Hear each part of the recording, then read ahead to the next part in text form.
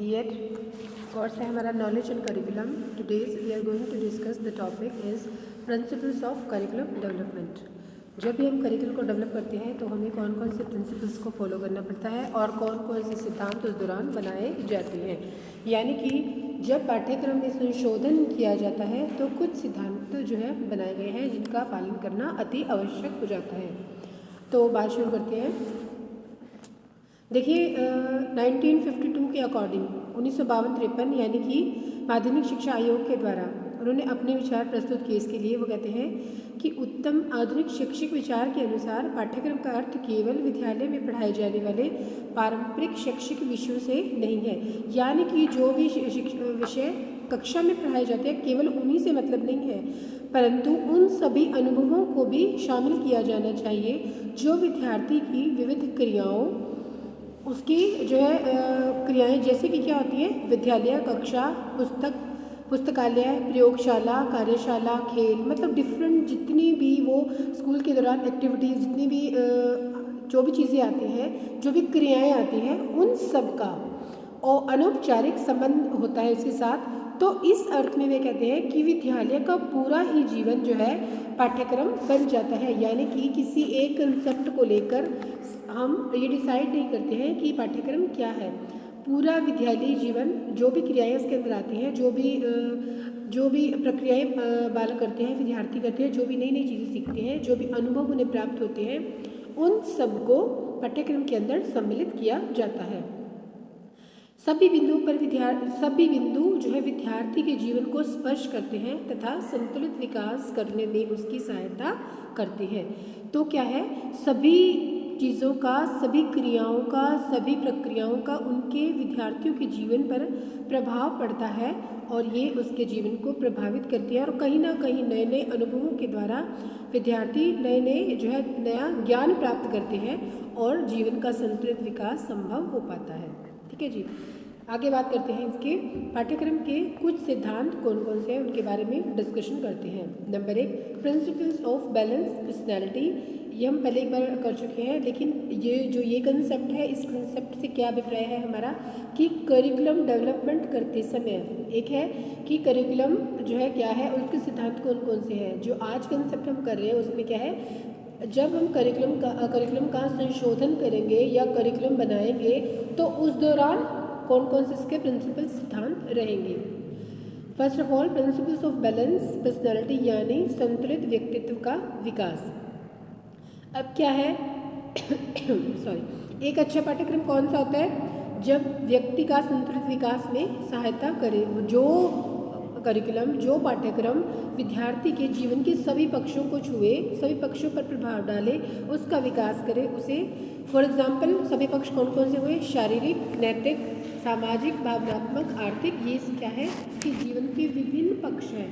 जब इन पक्षों पर प्रभाव पड़ता है तो क्या होता है, सभी तरह से उसका बालक का सर्वांगीण विकास संभव हो पाता है। वह सैद्धांतिक और प्रयोगक पत्रों के बीच में आपस में संबंध स्थापित होता है। बच्चे को स्वस्थ और लाभप्रद व्यक्तित्व प्रदान किया जाना चाहिए और सभी पक्षों के साथ अंतःक्रिया जो है संभव होनी चाहिए, अधिक से अधिक उसको अवसर मिले। और इसे क्या कहते हैं, लाइफ का जो है प्रिंसिपल्स ऑफ बैलेंस डेवलपमेंट या बैलेंस पर्सनैलिटी डेवलपमेंट कहा जाता है। सेकेंड है हमारा प्रिंसिपल्स ऑफ फ्लेक्सिबिलिटी यानी लचीलता का या लोचशीलता का सिद्धांत। एक अच्छा पाठ्यक्रम क्या है, विद्यार्थी की व्यक्ति की आवश्यकताओं और रुचियों को अपनाने के लिए पाठ्यक्रम में पर्याप्त रूप से विविधता और लचीलता होनी चाहिए। पाठ्यक्रम बनाते समय उसमें किस प्रकार के संशोधन किए गए हैं, किस प्रकार के परिवर्तन किए गए हैं, इन बात का भी शिक्षकों को विशेष रूप से ध्यान रखना चाहिए।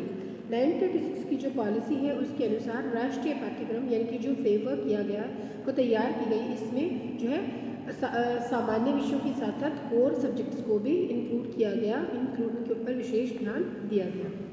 फिर थर्ड है हमारा प्रिंसिपल्स ऑफ सेंटर्डनेस यानी कि चाइल्ड सेंटर्डनेस होनी चाहिए, बाल केंद्रित पाठ्यक्रम होना चाहिए। अब पाठ्यक्रम में बच्चों की रुचियों, मांगों, आवश्यकताओं पर आधारित होना चाहिए और यह तभी संभव है जब किस लिए संभव है, किस लिए ज़रूरी है? यह ज़रूरी है ताकि शिक्षण अधिगम प्रक्रिया को निरंतर रूप से चलाया जा सके और बच्चों के दृष्टिकोण में परिवर्तन किया जा सके। उनके दृष्टिकोण का आधार है यह।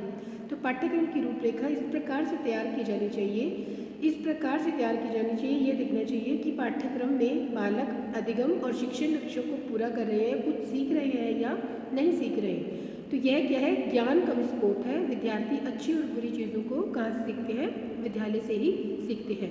तो पाठ्यक्रम में इस प्रकार की क्रियाएं होनी चाहिए जो कि विद्यार्थियों की आवश्यकताओं को, उनकी नीड्स को, उनकी मांगों को पूरा करें और साथ ही साथ उनका जो है बैलेंस डेवलपमेंट करते रहें। तो इस तरह से क्या है, जो पाठ्यक्रम है वो विद्यार्थी की या बच्चे की चारों तरफ घूमना चाहिए, उसकी सभी आवश्यकताओं की तरफ ध्यान देने वाला हो। नेक्स्ट है हमारा principle of attainment of objective, यानी कि उद्देश्यों की प्राप्ति। पाठ्यक्रम शिक्षा के उद्देश्यों को पूरा करता है और निश्चित उद्देश्यों की प्राप्ति के लिए निरंतर प्रयास किया जाना चाहिए। यानी कि सामाजिक परिवर्तनों के साथ साथ क्या है, पाठ्यक्रम में विभिन्न उद्देश्यों की प्राप्ति की तरफ सदैव सहायता करता है, सदैव ध्यान दिया जाता है। तो पाठ्यक्रम जो है बहुत सारे लक्ष्य हैं। पाठ्यक्रम जो है इस ब्रॉड संकुचित क्षेत्र में नहीं बल्कि विस्तृत क्षेत्र में बनाया जाना चाहिए, विस्तृत सोच पर बनाया जाना चाहिए, जो जितने भी लक्ष्य हैं उन सबको पूरा करने में सहायता प्रदान करें। ठीक है जी। नेक्स्ट है हमारा प्रिंसिपल्स ऑफ ब्रॉडर विजन।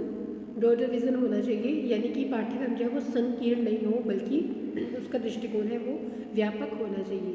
इससे समाज में रहन सहन के स्तर तथा जीवन को ऊपर उठाने और बच्चों की सहायता करने में सहायता दे, और बल्कि एक खंड का नहीं बल्कि पूरे जो है समाज को ऊपर उठाने की जो है आगे की ओर अग्रसर करे। और विद्यार्थियों का जो है जितना भी वो जो भी वो पढ़ रहे हैं, जो जिस भी पाठ्यक्रम में वो कर रहे हैं, जिस भी सब्जेक्ट को पढ़ रहे हैं, उसमें उनका संतुलित विकास हो सके।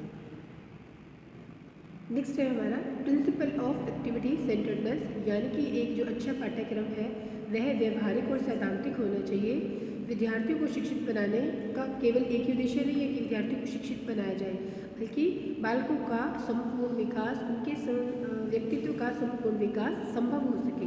तो बहुत सी ऐसी क्रियाएं हैं जैसे खेल, रुचियाँ, पर्यटक, भ्रमण, यात्रा, इन सबको भी बीच में इंक्लूड किया जाना चाहिए ताकि प्रिंसिपल्स ऑफ एक्टिव ये सेंटर्डनेस की जो प्रक्रिया है वो निरंतर रूप से चलती रहे और वहीं पर शिक्षण अधिगम प्रक्रिया भी चलती रहे। उसके बाद है प्रिंसिपल ऑफ एक्टिविटी, यानी कि रचनात्मकता का सिद्धांत। समाज को बुद्धिमान, प्रतिभाशाली और रचनात्मक प्रकार के व्यक्तियों की आवश्यकता होती है। तो पाठ्यक्रम इस प्रकार से बनाया जाना चाहिए कि भविष्य की उनकी बालकों की भविष्य की आवश्यकताओं के अनुरूप जो है उसमें बदलाव आता रहे और उनका झुकाव जो है निश्चित रूप से रचनात्मक कार्यों की तरफ हो सके। और साथ में क्या हो, साथ में वो स्वयं उनको मार्गदर्शन भी मिले कि क्या है उनके बीच में जो डिफरेंस है, जैसे सामान्य व्यक्ति है, औसत व्यक्ति है, क्रिएटिव है, सृजनात्मक है, तो इस तरह से वो अपने बीच में भेद कर पाए और समाज में उनकी इन विशेषताओं को पहचान सकें। उसके बाद नेक्स्ट बात करते हैं हम प्रिंसिपल्स ऑफ इंटीग्रेशन, यानी कि संगठन का सिद्धांत।